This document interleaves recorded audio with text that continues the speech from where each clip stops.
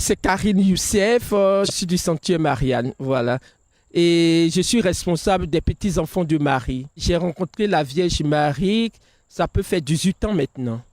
Et j'étais encore pasteur évangélique.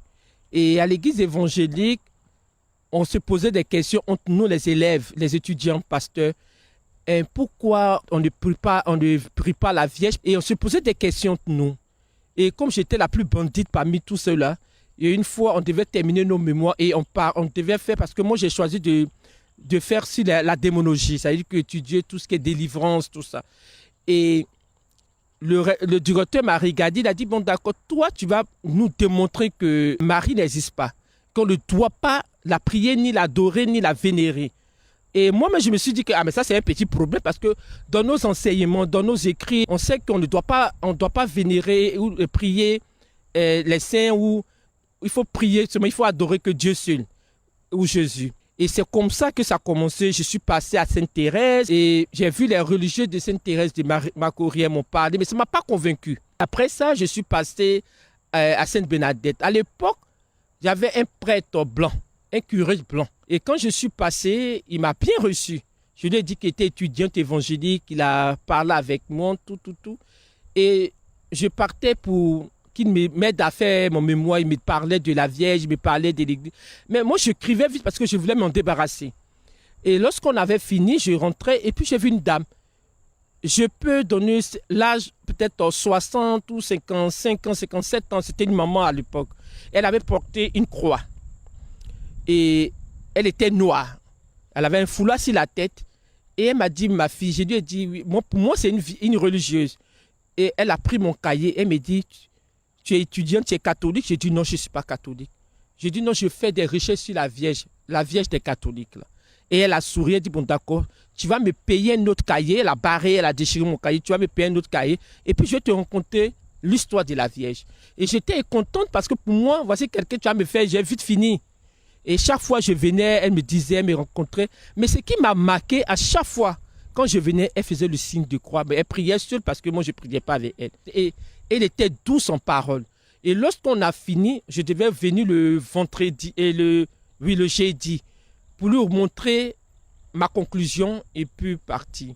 Et lorsque je devais faire ma conclusion, j'étais en train de prier parce que j'ai lu le cahier, je lis. Mais quand je lis, j'ai l'impression qu'elle existe. Et si je mets qu'elle existe, ça me crée des problèmes. Et j'étais en train de réfléchir et dans ma réflexion, j'ai eu une vision. C'était ma première fois d'avoir une vision. Et dans la vision, je soulève la tête, j'ai plus de dalles, je vois le ciel. Une dame qui descend avec 2 anges qui descendent et puis elle me tend le chapelet. Et elle sourit. Et je commençais à crier, je commençais à briser. En tout cas, en tant que bon évangélique, en train de prier, j'ai versé de l'huile d'onction, tout. Et à l'époque, j'étais chez ma tante. Et au premier étage, j'avais un pasteur qui habitait là. Et ma tante, qui était catholique, allait appeler le pasteur. Elle dit, il faut venir, ta collègue a problème. Elle dit, elle voit quelque chose, il faut venir. Et quand il est venu, je lui ai dit, je vois la Vierge Marie, la Vierge des catholiques, m'a aidé à combattre tout. Mais plus on prie, plus elle descend et elle sourit. Plus on prie, elle descend, on sourit. Et dans ça, je suis tombé dans les pommes. Ils m'ont versé de l'huile. Quand je me réveille, j'avais de l'huile partout sur le corps. Et j'ai vu que ma tante m'avait jeté un chapelet sur moi pour dire, mais ce que je cherche là, j'ai eu aujourd'hui. Et quand je suis revenu à moi, j'ai relu le livre et j'ai mis la conclusion que j'ai mis, pour d'autres, elle n'existe pas, pour d'autres, elle existe. Mais sachez qu'elle est la mère de Dieu respectée là. Voici ce que j'ai dit. Quand j'ai déposé auprès de mes responsables, ils m'ont demandé qui m'a aidé à écrire. Et je leur ai expliqué textuellement, je dis c'est une dame que je pense que c'est une religieuse, mais je ne l'ai plus jamais revue. Parce qu'après, je suis retourné là-bas. Quand je suis retourné à Sainte-Bénadette, le gardien qui me voyait tout le temps venir m'a dit, la maman l'a dit de te donner, m'a remis une rose et puis un bout de papier. Et sur le bout de papier, elle a dit, je serai toujours avec toi. Et puis une rose. Bon, moi, je ne savais pas tout ça, ce que ça signifiait à l'époque. J'étais vraiment triste parce que je voulais la voir pour lui expliquer la vision que j'avais eue. Mais je ne l'ai plus revu. Moi, j'ai pris le bout de papier, j'ai jeté dans mon sac. Et la rose, j'ai laissé ça là-bas. Puis je suis rentré. Et c'est comme ça. Il y avait le père Benoît. Il est aveugle. Il est en Italie. Il m'a écouté. Quand il m'a écouté, parce que ça me bouleversait, ça me travaillait. Et je ne savais pas avec qui parler de ça. Il m'a dit, d'accord, je vais te suivre. Mais il ne faut pas la chasser, elle ne peut même pas partir. Je suis resté encore longtemps évangélique. Mais ma vie avait changé. Quand je faisais mes prédications, quand je voyageais, quand je partais en mission, tout, elle était toujours avec moi. Et on m'appelait Shekina à l'époque, à l'église évangélique. On me dit, mais Shekina, tu as changé, tu es calme. Et on devait passer notre dernier examen de 7e année. Et moi, mais je savais que j'allais redoubler. Et je lui ai dit, je l'appelais la dame là. Je dis, toi la dame là, tu dis que tu es la maman de Jésus. Vraiment, je ne veux pas redoubler. Je suis allé voir le père Benoît Marie. J'ai dit, Père Benoît, si elle fait, je deviens catholique. Il dit on ne parie pas avec elle. Hein. Et effectivement, j'avais tout le monde qui était là à ma remise de diplôme. Et réellement, j'étais la meilleure de toute ma promotion. Mais je ne sais pas comment ça s'est fait, mais j'étais la meilleure de toute ma promotion. Et la Vierge est passée devant. Et le père Benoît m'a dit, je t'ai dit que si elle fait, elle fait. J'étais toujours pasteur. Et après cela, c'est le père Mathieu, qui était recteur au sanctuaire, c'est lui qui me suivait. Et ma vie a été vraiment bouleversée.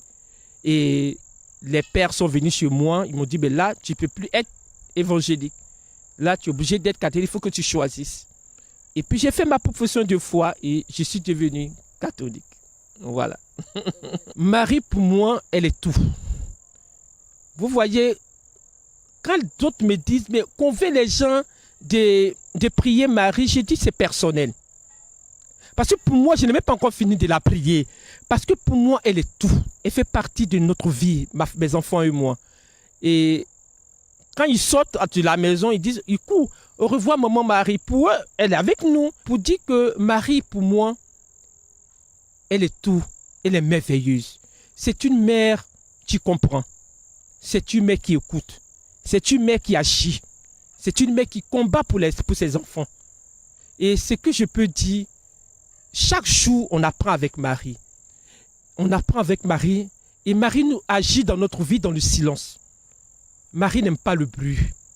Elle agit dans le silence. Un grand signe apparut dans le ciel, une femme enveloppée du soleil comme d'un vêtement. Voici venu l'événement tant attendu de ce mois d'août, la grande veillée de l'Assomption au Sanctuaire Marial National d'Abidjan, ce samedi 14 août 2021 de 18h30 à 6h du matin. Au programme enseignement, louange, grand temps d'intercession mariale, adoration eucharistique et messe, avec la présence effective de son éminence Jean-Pierre Cardinal Coutois. Frères et sœurs, venons rendre grâce à Dieu pour tous ses bienfaits et confier à la Vierge Marie nos projets, notre famille et notre pays. Pour des raisons de sécurité sanitaire, cache-nez obligatoire. Fermeture des portes du sanctuaire marial à 22h. Soyons à l'heure. La Vierge Marie nous attend. Contact 07 07 26 02 02. Pour moi, le 14 août, c'est devenu maintenant une tradition pour nous.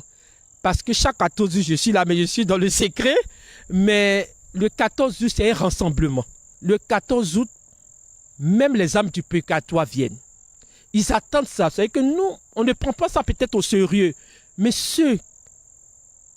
les âmes du purgatoire attendent ça. Les anges attendent ça. Parce que c'est un grand temps. C'est un grand moment où la Vierge agit. Elle intervient encore dans la vie de ses enfants. Et il y a tellement de choses qui se passent au sanctuaire les 14 août. Et on reçoit beaucoup de grâce. Il y a tellement de témoignages je ne peux pas citer ici. Si je veux citer, on ne va pas finir. Mais moi, je veux que cette année, les gens se préparent pour venir. Se préparent parce qu'on vient à la rencontre de notre mère. Marie, je t'aime de tout mon cœur. Marie, je t'aime de toute mon âme. Marie, je t'aime de tout mon cœur. Marie, je t'aime de toute mon âme. Marie, je t'aime.